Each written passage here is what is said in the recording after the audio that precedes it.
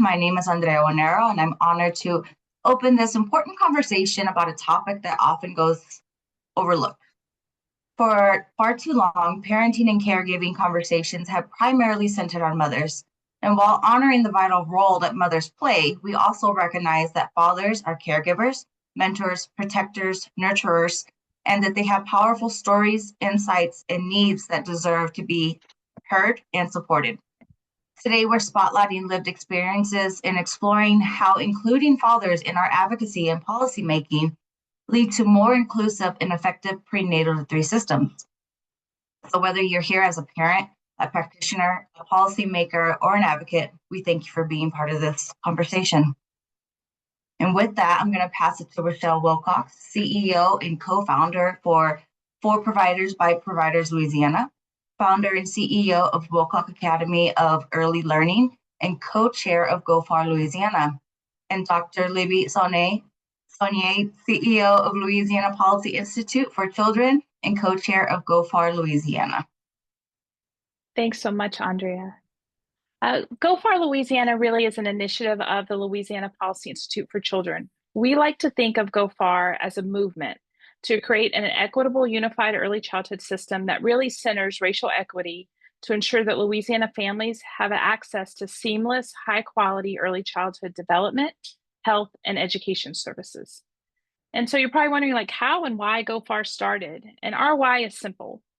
Our why for Geaux Far is really about this unified early childhood system, where we collectively saw a fragmented system in early childhood where families were having things done to them rather than with them. And how we do our work is by really centering the lives of the lived experiences of families and providers of all types in early childhood systems. We were fortunate to create Geaux Far Louisiana by leveraging system change grants that we were awarded at the Policy Institute to really build Geaux Far. Again, we worked in community with partners such as Power Coalition for Equity and Justice, For Providers by Providers, and many others who helped lead the community work because we fundamentally know that what community always knows what they need best. So we did that through listening sessions throughout the state and then going back to community to ground truthing sessions to ensure that what we heard was correct. And so we came up with 5 goal areas. Next slide. And those 5 goal areas that we found that we heard from our community and listening sessions were around a family and provider driven system. Understanding that families really have the power that they need already. They just need to be in the places where decisions are being made. To ensure that we have a net that works. So all of us have networks, but how many of us have a net that works that helps us connect us to supports and services? And another goal area is really to ensure that all families have a healthy start from day one. And that we are able to have a childcare system that has childcare for everybody everywhere throughout the state. And then a family-friendly workplaces. So ensuring that we have lactation rooms across the state, as well as family-friendly policies that help families put their families first, but also so that they could be good workers and productive citizens in our state. Next slide. So the Geaux Far structure really is this.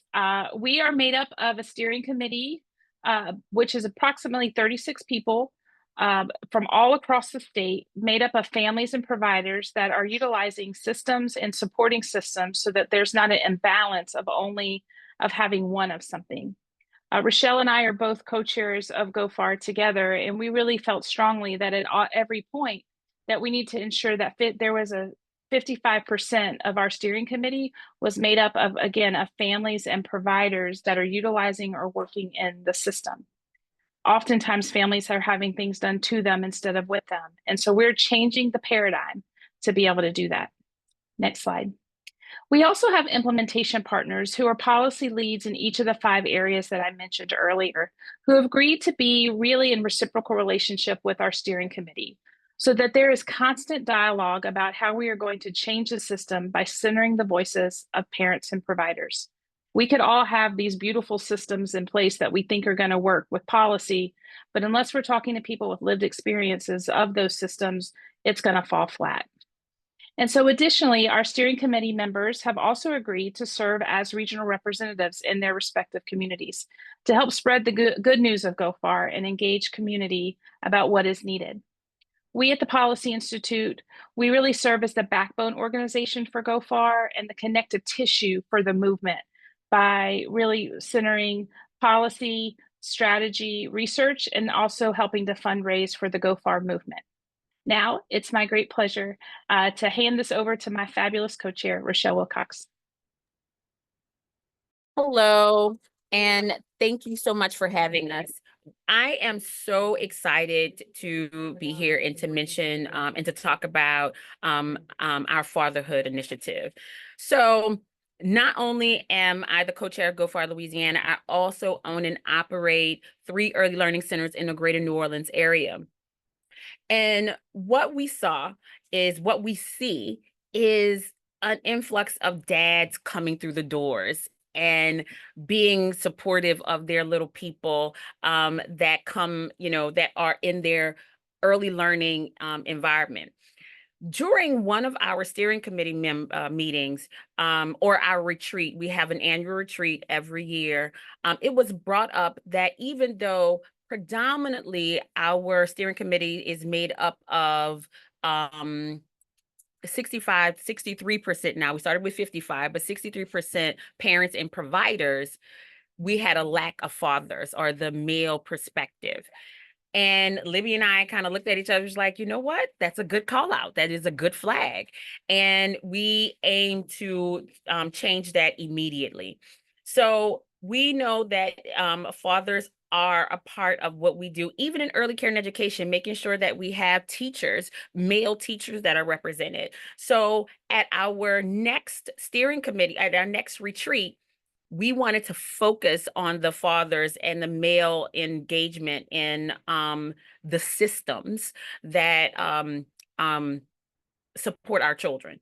And so we had a fatherhood fishbowl. We were able to engage Andre with Dataport and have him come out, speak. We had our assistant superintendent of early care and education, which that works in the governor's office, as well as Hamilton Simons Jones.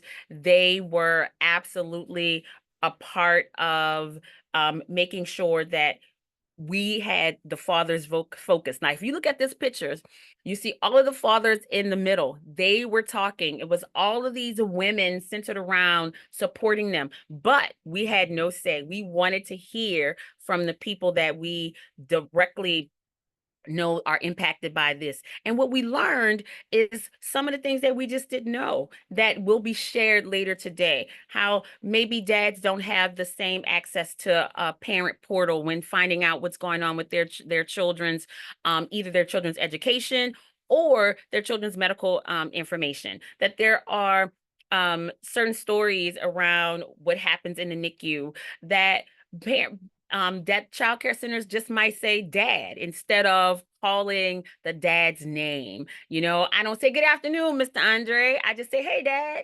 And that is a difference in how that makes you feel. So we at that point, we decided, hey, we cannot stop here. Fathers' voices matter. They care about what happens with their little people. They want to be involved in their education. It is not one-sided. It is not what we see or what is perpetuated in media. It is that sometimes there are situations that calls for separation, but that's because there are separation does not mean that they can't co-parent, and fathers don't want to be a part of their little people's lives.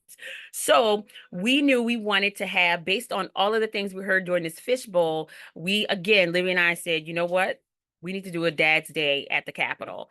And we did. We were able to, meaning Go Far, supported the dads, the ladies, the women, the other people. We did not take a part in the planning of it all. We just helped with some support. But this was a dad-driven, male-driven advocacy day, as well as what the agenda was and all of those things. So we were able to engage Dataport, Father on the Mission, and all of those people and other agencies that we'll hear about. in this Dad's Day at the Capitol. And we wanted to make sure that we exemplified or we amplified the father's experience between prenatal and three, that it is important and but rarely considered, but needed to be informed and effective policies that circled those experiences. There are powerful and needed connections to be made along fellow fathers who carry a lot of responsibility and rarely have their own support and network as fathers. And so that's what we started in fledgling and now has blossomed. So from there, we're going to go to our panel discussion. So we're And gonna we'll go- yeah, sorry, we're Go ahead. now gonna go to hear from our panelists, and they're gonna each introduce themselves and tell us a little bit about themselves and their fatherhood work. So I'll let Andre kick it off. Good afternoon, everybody. Good afternoon. Can you guys hear me? Just want to make sure this headphones work. All right, great. My name is Andre Aparici, the founder of Dataport. And Dataport we support fathers in the early stages of parenthood while also advocating for inclusion and rights for all dads. We foster strong family bonds and provide resources, tools, skills that can be shared with fathers of children of all ages. We believe that the vital role of dads in child development are committed to empowering them throughout the journey of our fatherhood. How did I come to this journey? Just a quick story about me. I was expecting twins, and my twins were born early premature at 24 weeks. And unfortunately, after 8 days, my daughter passed away. And my son was in the NICU unit for 148 days. And I can tell you all that had I not stood up for myself in the early stages, I know I would have been completely invisible by the time he graduated. I was able to advocate for myself and for other fathers that were around. And, almost immediately I found the defining line between fatherhood and familyhood, in my opinion. They really was just like, yes, you are a family, but as far as father and dad comes along, it truly doesn't matter. And one sure sign was when we was about to go in the back and for the labor room. The nurse looked at me, my fiance, and her mom, and said that she said, "Well, the mom can only have one other person back there while she's in delivery, and I don't know who that other person was. So I was a dad, so we had to make sure that was clear, and we just moved on from there. So I'm just glad to be on this panel and looking forward to having this conversation. Thank you." Thank you, Andre. So my name is Dr. Bantu Gross. Well, I'll start with great afternoon, everybody. Dr. Bantu Gross, Father's Matanola. I come into this work to talk about fatherhood, what it is, what it ain't, what it could be, should be, would be in an ideal world, trying to find out ways to get resources to dads, try to raise the voice of dads and our importance of being in the space, just like Andre illustrated in his story. I had a similar story as well in the pregnancy room, in a birthing room rather, when my wife was giving birth. They were asking her all types of questions, and I was sitting right there as if I was an invisible man. And it wasn't until I inserted myself and said, "Hey, I'm here. You can ask me those questions," and allow her the decency of just focusing on a birth, and I can take care of the questions because we are a unified front. And I think far too often fathers are viewed as add-ons, and so with Fathers Matters, what we do is we help guys discover their innate ability to be dads. Far too often we assume when a woman becomes a mom, she has it all together, or at least she's got the building blocks. But when a man becomes a dad, we assume he has no idea what he's doing. He doesn't know how to put on a diaper. He doesn't know how to feed a kid. So we got to give him the basics. And so if all this matters, we believe he knows that already. And all we're doing is building on what he currently has. And then we're introducing him to a network of other fathers right here in the city, also throughout the state, and also throughout the US. And so thank you. Thank you, Dr. Bantu. Good afternoon, everyone. My name is LeVar Robinson. I am the founder and executive director of Fathers on a Mission. Fathers on a Mission, we launched in 2017 on a volunteer basis, and we've been now staffed about 5 years. We host weekly responsible fatherhood classes, which are engagement classes on Tuesday evenings. where again it's facilitated by trained facilitators, where we have conversations around the different 12 topics that we have that's part of our curriculum. Guys receive a certificate once they complete those classes, and a lot of them still come. We had an event this morning where the guy was sharing about, how he completed the classes 2 years ago, but he still come because of the great networking with other fathers, and he see that, hey, I'm not the only father that's dealing with this type of situation in my life. So now I'm able to be vulnerable and share about what's going on in my life and affecting me as a father. We also have our Project Family Build, which is case management services, where we have 2 licensed social workers and a case manager that does just like a program does for mothers and children. With case management, we do it for fathers, right? For fathers and their families. We find out what the needs of the father and his family, and we match them to those needs, regardless if it's through our organization or organizations in the surrounding area. Regardless if it's his workforce, education, interview skills preparation. We also have a treasure room where we have suits, men's clothing, kids' clothing, diapers, wipes. Guys have access to this once they become part of Project Family Build. Temporary transportation, utility bill assistance. Of course, all this is based off having funding for it, right? Then we also have our father and child bonding events, such as father-daughter dance, cooking with dads. We have our celebration of fatherhood event, where we're featuring a father's baby shower coming up in a few weeks for Father's Day weekend, crafting with kids, and so on. And then we have our enhancement workshops. That could be first-time home buyers, financial literacy, anything that can enhance a father in support of him and himself and his family. And then we also have our our in jail program, where we have facilitators go into East Baton Rouge Parish Jail and also Central Parish, and we facilitate our fatherhood topics, where it's so amazing where guys are able to just be authentic and be able to let down their mask and talk about the things that they didn't know, things that they're going through. There's so many guys that are going through alienation, different barriers that are keeping them away from their kids. And so that's a lot of things that we're doing when we partner up with agencies such as DCFS and things of, okay, hey, there are guys who want to be involved in their children's lives, and the mother or the school or the courts or whatever the system, the lawyers, the attorneys, there are different barriers that are put in place to keep fathers outside of their kids' lives. And that's what's in turns why we have kids that grow up with different without the knowledge of being the best that they can be, right? So a lot of things that we're dealing with, and I'm glad to be part of this team to where we're going to start coming up with some things to numbers and statistics on what's really going on here in our city and state. So again, LeVar Robinson, Fathers on a Mission. Thank you. Oof, I should not have followed you, LeVar. I am Hamilton Simons Jones. I'm a father of 4 who's now been at it for 12 years. And it's been a journey, right? I started with this experience much like Andre and Bantu, where the first thing that happened when I went to the hospital with my wife, we didn't think we were going to end up in the hospital. It was a regular visit, and her blood pressure turned out to be high. The first thing they did was separate us, and they sent her and checked her all in and sent me in a whole nother room. So by the time I'm there, I'm trying to get caught up. And I feel like that's often how fathers are treated. And that was, I think that in some ways that was a message of what to expect being a dad. I am a consultant. My business is called Resourceful Consulting. And I've been working with early childhood advocacy in New Orleans and Louisiana for over a decade, and am often the only guy in the space.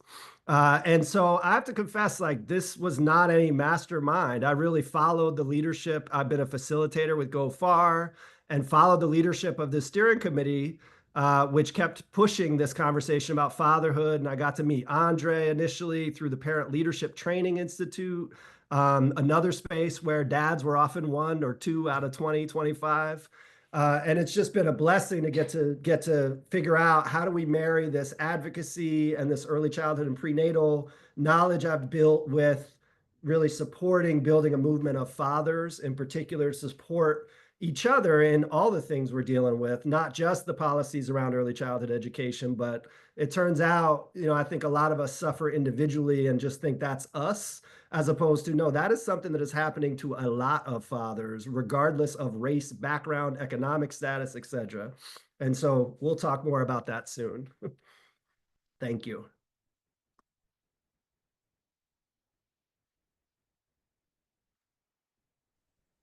Michelle? I was looking for the mute button. I do apologize. So 2 weeks ago, you all led the first ever Dad's Day at the Capitol in Louisiana. I just want to hear from you all. I'm still reeling. It was amazing. But tell us about what it was and how it came together. We'll start with you.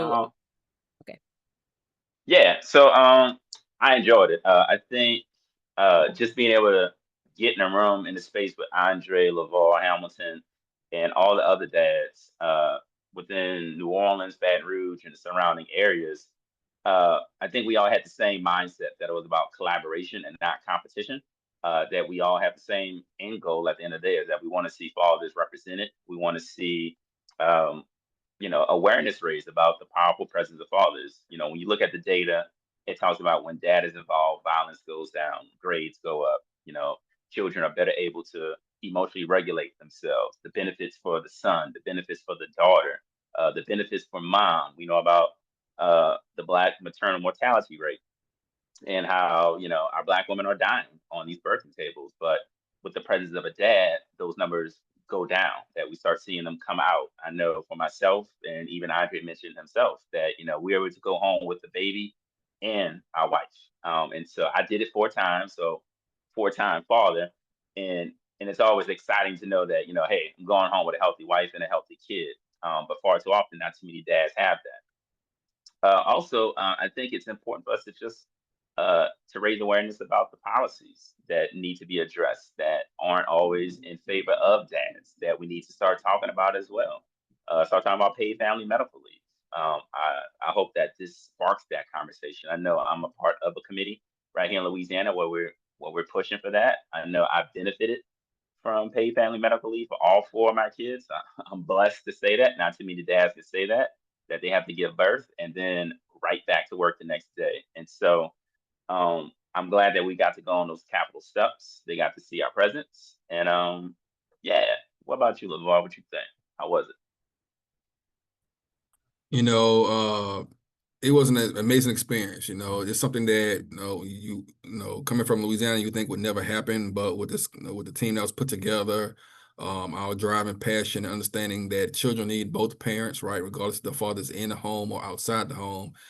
They need a father, they need a positive father, right? And so with the work that we're doing collectively, this is going to be a huge milestone in our cities and states combined. So this is just the first part of much more to come. There's a lot of great feedback that's going on around what we did, and a lot of guys, in the beginning were like, "Oh yeah, they getting together.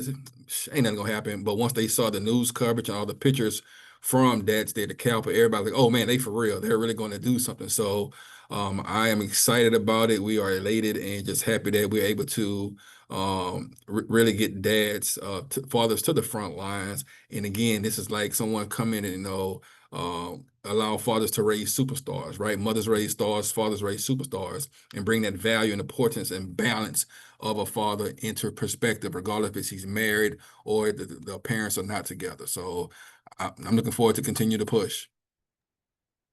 Thanks, LeVar. It's so exciting. Y'all really are the real deal. And y'all did an incredible, incredible day. The planning group for Dad's Day really spent a good amount of time discussing like what legislation you all wanted to focus on. We know that dads are supporting the Geaux Far Louisiana policy agenda, but also you all worked on Senate Concurrent Resolution 9. What is it, and how did you all decide to focus this on fatherhood? Yeah, thanks, Libby. And I just dropped the link to the SCR9 in the chat. It has made it through the entire Senate and made it through the House committee yesterday with full support, and now is going to be coming to the House floor in the next either tomorrow or early next week for final adoption. What it does is it creates a task force that will then report back to the legislature. The task force includes many of the leaders you see on this screen who have done and been doing fatherhood work in this state for some time, as well as leaders of basically any state agency that engages with fathers, from the Department of Corrections to the Department of Health's Bureau of Family Health to education and so on. And it charges that task force with, as LeVar was referencing, developing, like looking at what is the current data on fatherhood, what do we know in Louisiana, where are the opportunities and challenges, and then really working with each state agency to come up with a plan on how they are going to better support fatherhood and fatherhood engagement. And identifying what are the barriers, both in terms of policy, but also in terms of on the practice and how the agencies actually operate and programs operate on the ground, and how do we overcome them. And I have to say, like, we had a lot of conversation about parental alienation and about paid family medical leave and like, what is the thing we want to bring? And we agreed to take this route for a couple of reasons. One is it is a study resolution that is not going to cost the state any money to put this task force together. And we wanted it to be something that everybody could get behind. And in our first presentation of the Senate Health and Welfare Committee, we left that committee meeting, every single member of that committee signed on as a co-sponsor of the bill. And so the idea here is we want to get the entire legislature saying, yes, we need to do more for fathers and we need a plan for fatherhood so that we can go create the task force, create the plan, bring it back to them, give them the price tag, give them the laws that are going to need to change and the policies that are going to need to put in place, and say, hey, remember y'all said you really, really wanted this? Well, here, now it's time to do a little bit more of the hard work to go make it happen. So super, super excited about it. And I'll let Andre talk more about the process it's been going through.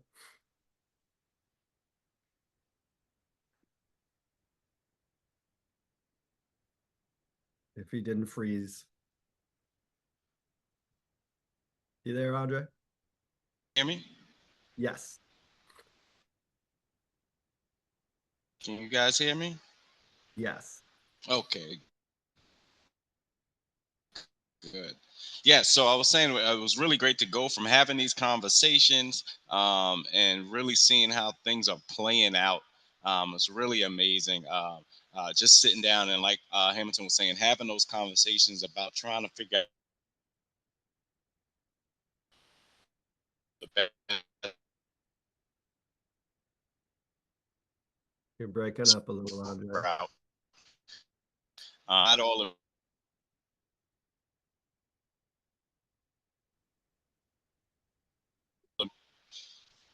them. No, not now. We can. A little bit of Hamilton, rain, take over. and it makes it all break up. Take over for me, Hamilton. You guys go ahead. All right, got it.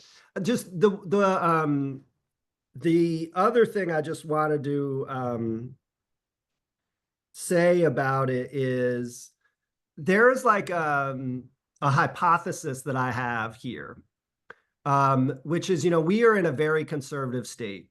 And so often issues of everything from criminal justice reform to early childhood, there's a lot of early childhood education, Black maternal health, like those get dismissed pretty quickly as women's issues.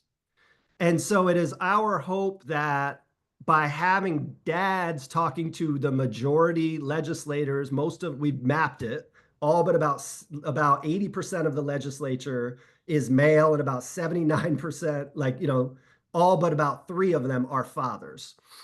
So we wanted to have some power. Think there's some power in having men speaking to men about these issues to be able to shift the dialogue and the narrative about them. And secondly, what's been fascinating is the interest and concern for fatherhood really crosses the political spectrum and the philosophical spectrum that we see in the legislature. So we have very deeply conservative Christian legislators from rural parts of Louisiana co-signing what we're doing, as well as the Black Caucus, who's mostly from urban parts of the state.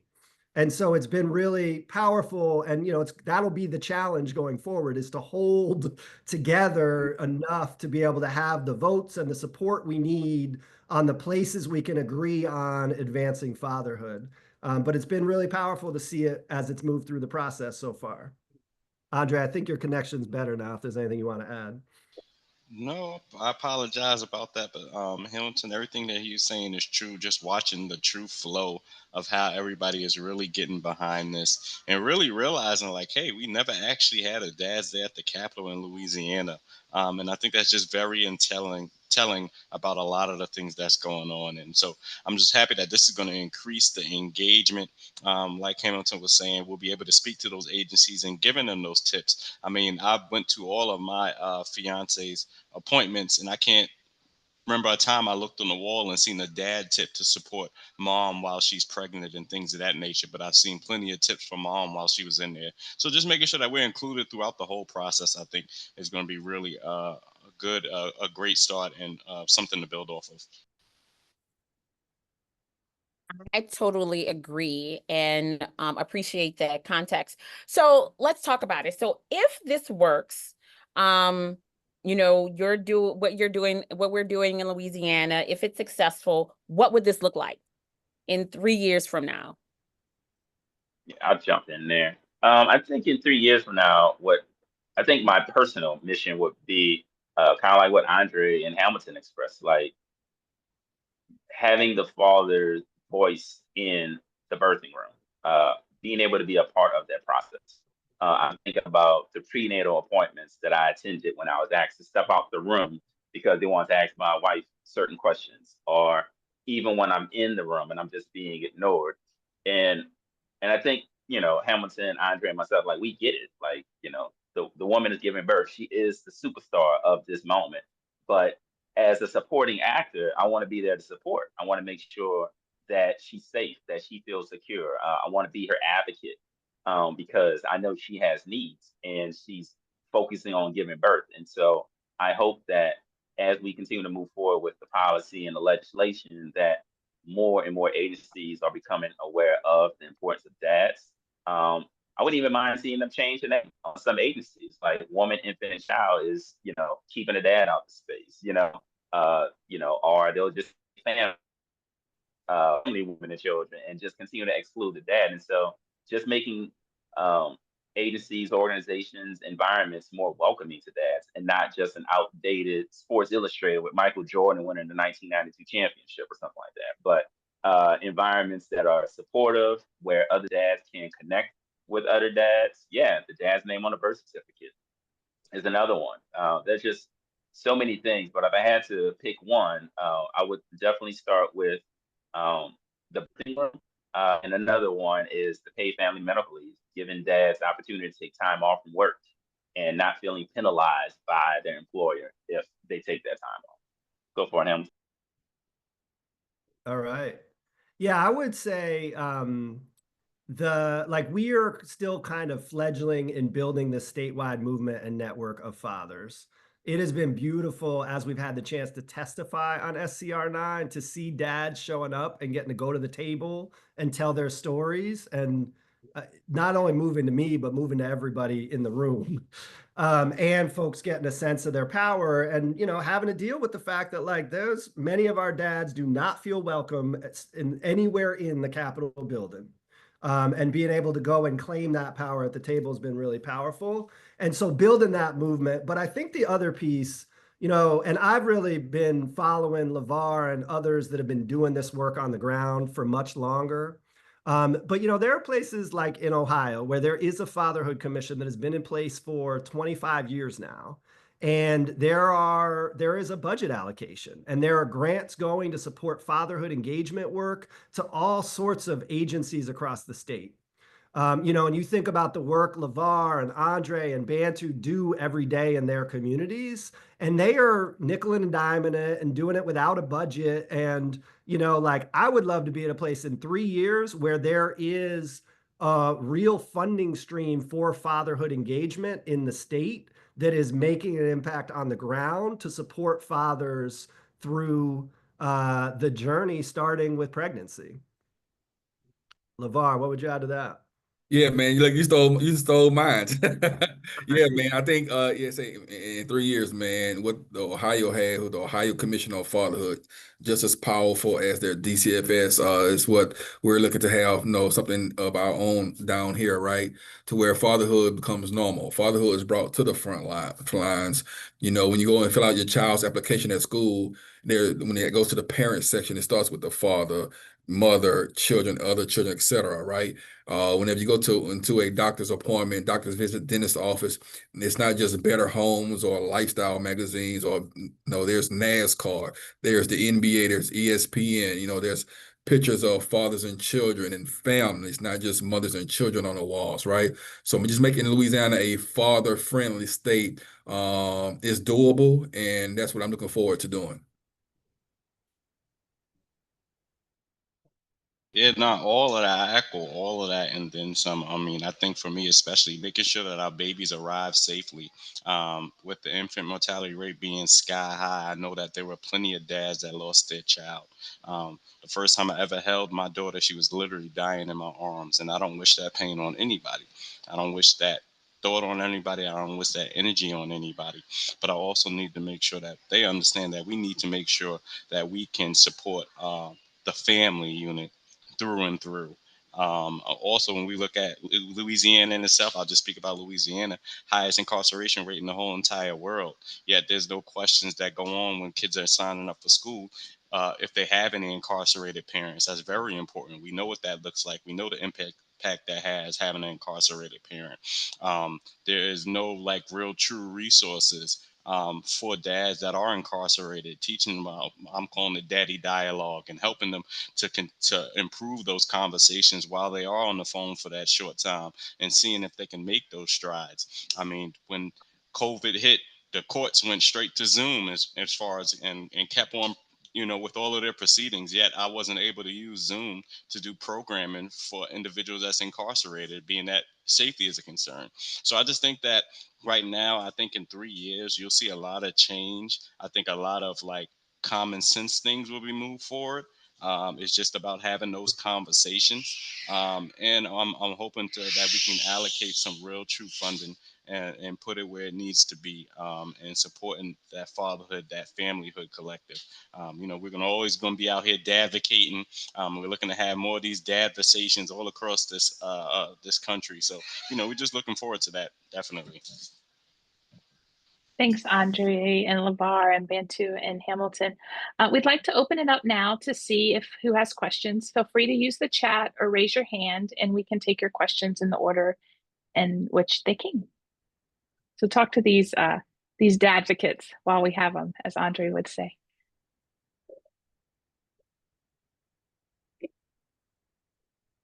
Marquis?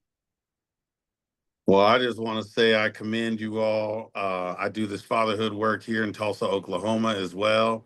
And we are in the process of doing legislation and things of that nature as well. But I mean, I can't speak highly enough for the things that you guys are doing. That's why you all got invitations to connect with me outside of this. So check your chats. But yeah, I just wanted to ask, um, when you guys were in the processes of creating, when you're in the process of creating the Dad's Day at the Capitol, because we do a lot of that type of work, what went into the preliminary startings of that?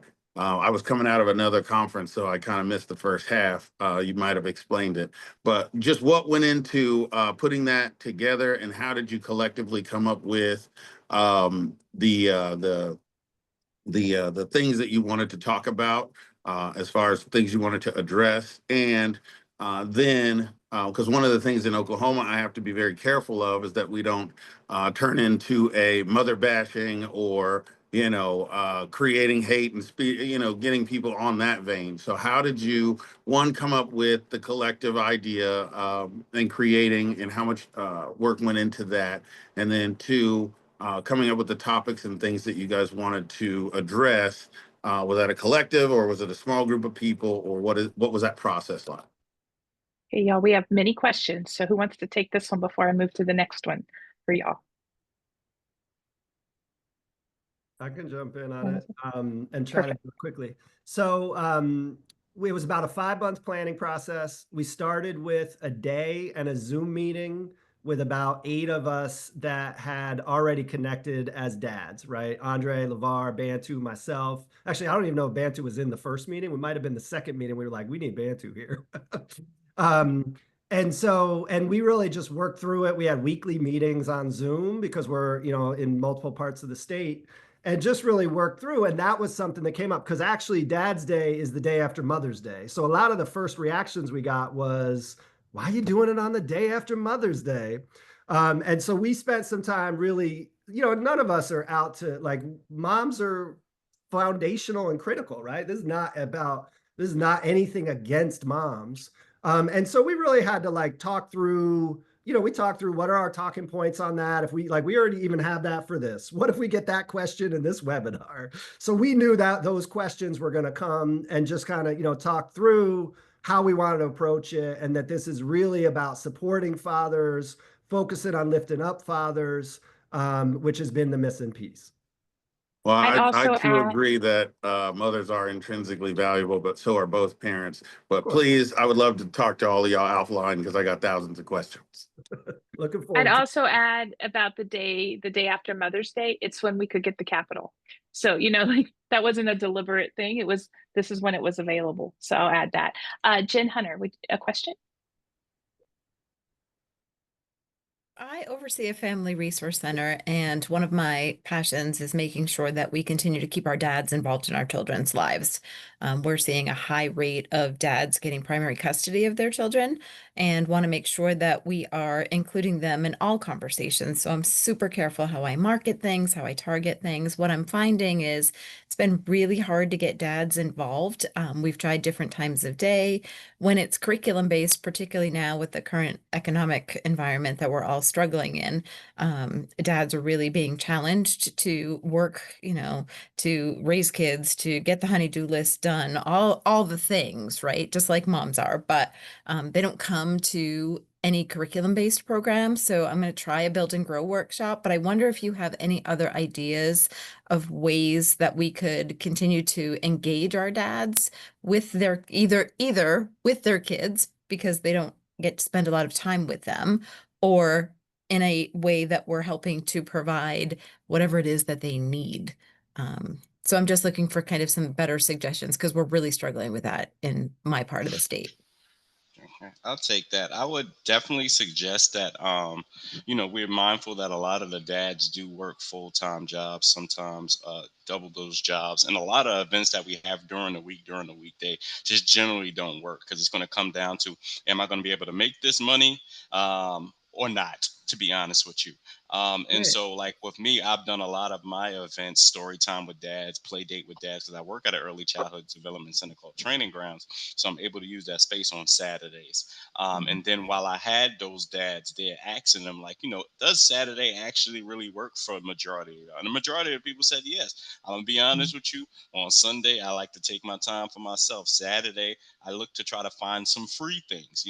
I think that it's always great to highlight when you are putting on events for dad, making sure that you put free giveaways. Well, we do that, right? And right. so Saturdays are hard because all of the kids' sport events take place. So And I softball, was going to say baseball. that, yes. So if I was they going to have say more that. than, And so now if they you're have more dealing than with one the kid, kid right? Like schedule, that's the right? challenge. So I I'm think thinking that that I'm going to propose to the dads that they form a group that completes the honey-do list. So if there's somebody that might be an electrician or a painter or somebody like that they can help each other accomplish their honey-do lists, and bring the kids and kind of engage that way and build that social network. But I have to pull them together first, right? And Yeah, create that no doubt trust about and it. safe environment.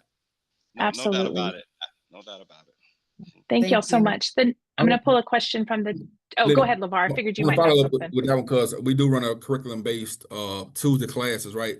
So when I first started this in 2017, I didn't use a curriculum. I was just using topics off the brain, right? Just through prayer and through what made sense. And when I first started, I had it on, I was doing once a month, and I did it on Tuesday evenings, 6:30. And I was just putting it out there, right? And so we was getting anywhere from 0, 1, 2, 5, 0, 2, 1, 0. So we started off from that in 2017 to now, we got 18 to 21 guys on Tuesday evenings at 6:30, right? And that's just out of a whole big city. I ain't gonna call it big, but out of a city, right? 18 to 20, that's real remarkable to get guys to come out on a 6:30 on a Tuesday, consistently on a Tuesday. I would say one, it depends on who's putting it out there, right? So if you're asking guys to come, I'm not going to show up, right? So so who's marketing it? But also one thing, even though we have a curriculum-based program, it's facilitated, it's not presented. We have conversations. I actually use the curriculum from the National Partnership of Community Leaders, which is the third or fourth curriculum that I've tried. The previous curriculums I tried, to me, they talked over guys' head, and I had to go back and make PowerPoint presentations to make it active. I'm sorry, engaging, right? Because I don't believe if I want to hear somebody talk to me, I go to church on Sunday.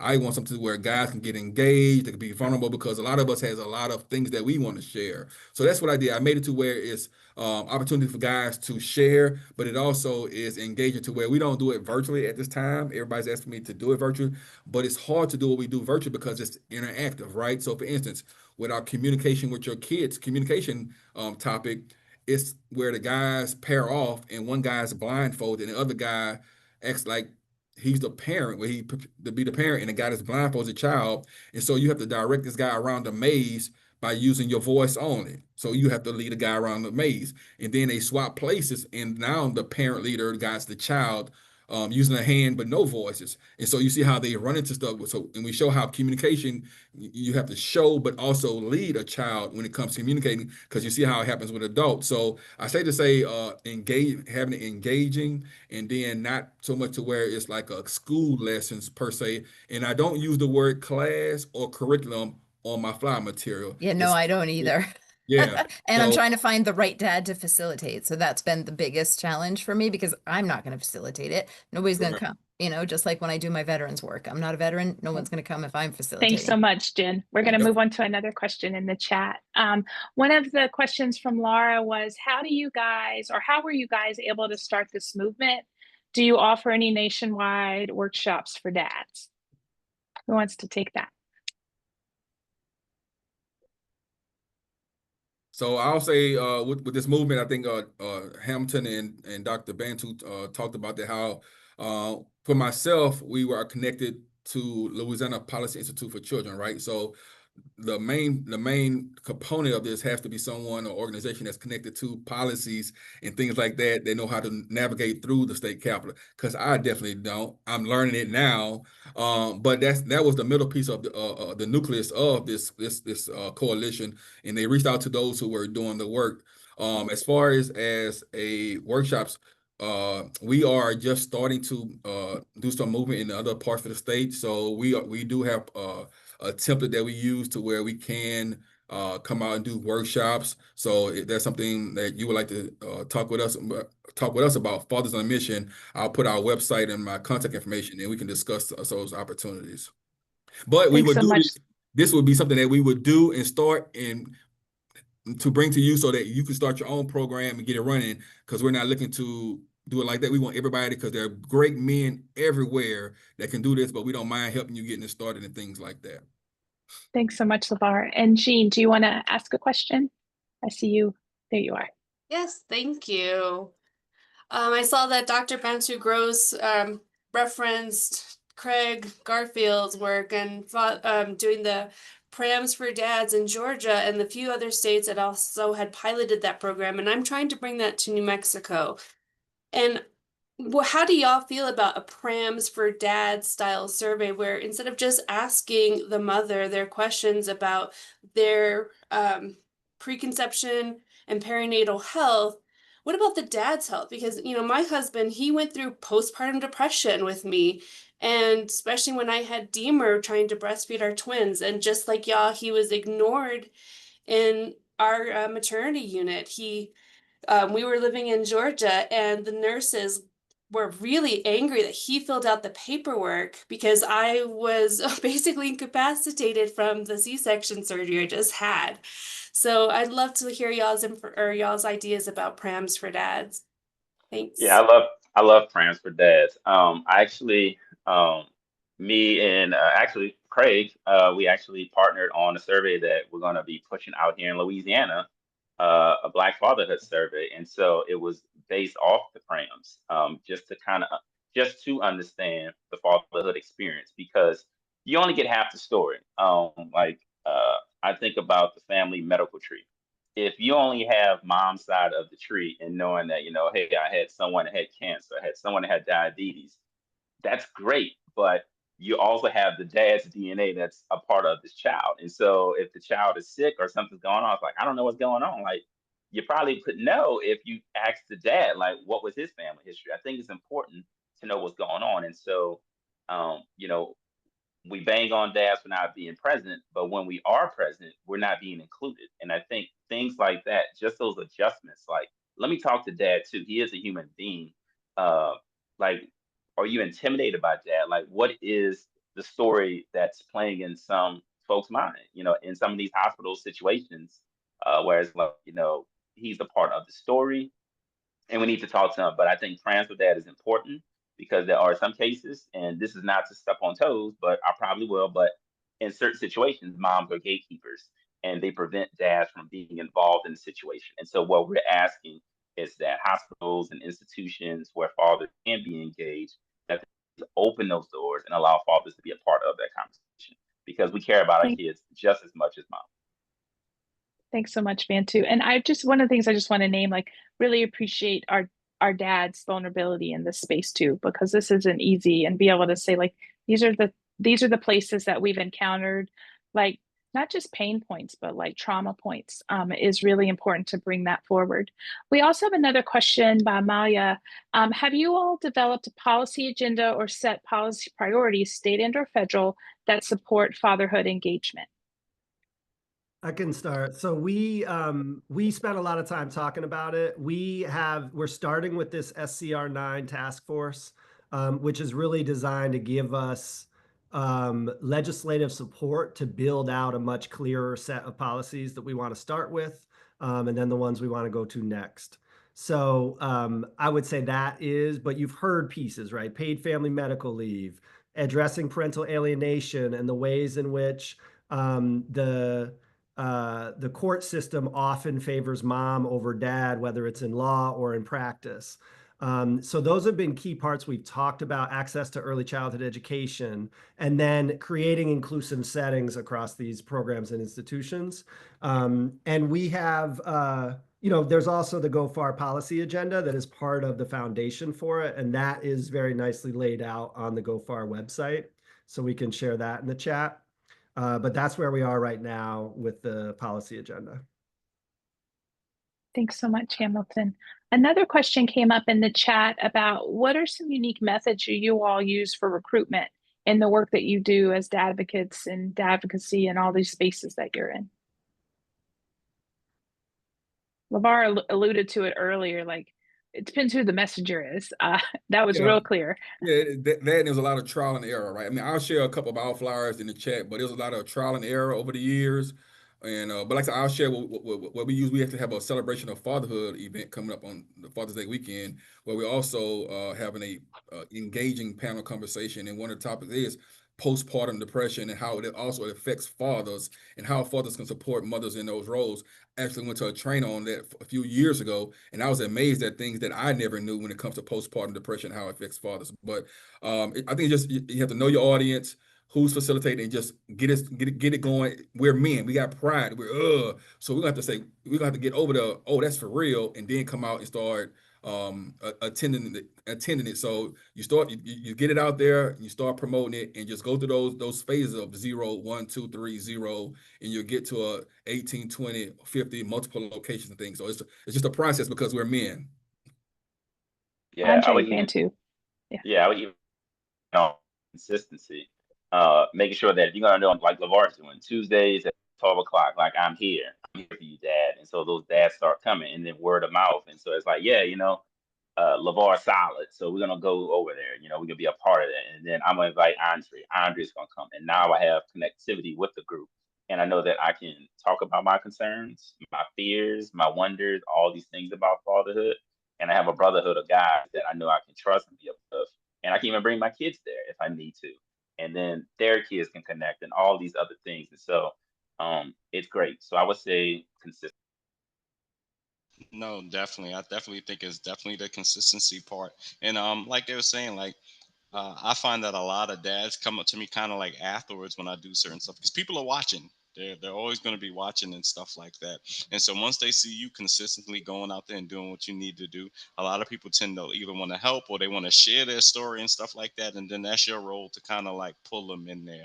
I think it's just really about connecting those pieces. And a lot of the stuff that we spoke about today was literally about like connecting those puzzle pieces. You don't need to do all of that. If you know you want to run a fatherhood program and you know you're not the person to be the face of that, then go and get the face. It's okay. It's still making sure that you're meeting your end goal as long as the ends justify the means. And I would just Thanks. add the two personal things for me. One is having a place, especially on the weekends, where I can go do stuff with my kids and be with other fathers. And two is it's been a journey for me to like wear my identity as a dad forward and recognize the importance of connecting with other dads. And it only took one or two little barbecue crawfish boil, that fishbowl setting for me to click that it's like, oh, wow, I've been needing this space. So it took me a little while to get to it, but once you get to it and you just get some room to be talking with other dads about fatherhood, that's really transformational. Thank y'all so much. And I'll add this to all the ladies in the room. They need our support for the work that they're doing.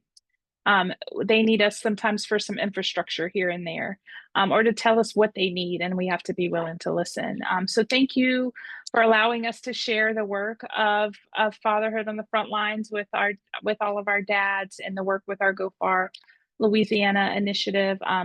This is a moment in time for Louisiana, and our dads are so proud. And when you see our legislators take a step back, you know you're doing the right thing because they're coming out in force and in power. So to get connected, you can go to all of these different places. If you need direct connections to anybody, we are happy to make it. You can contact Jordan Howard, who is our Geaux Far director, who can help support you. But again, like, thank you for the opportunity to be here. A special thank you to our dads who have made this process so special and meaningful, and told us when we needed to get out the way, and we said, we know we need to get out the way, y'all lead, and they have led beautifully. So again, thank you all for joining us today, and we look forward to connecting.